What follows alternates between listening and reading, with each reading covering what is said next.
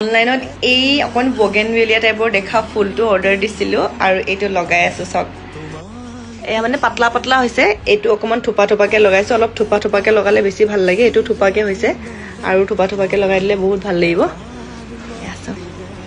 এতে কমপ্লিট হলে বহুত ধুনিয়া লাগিব আপোনালোকে এইটো লাইট আছে লাইটটো জ্বলিব আপোনালোকৰ আৰু লাইটৰ কাৰণে আপোনাৰ হেৰিও দিয়ে কিন্তু আনফৰচুনেটলি মই লাইটটো জ্বলাব নোৱাৰিম বিকজ মোৰ একদম লাইটটোতে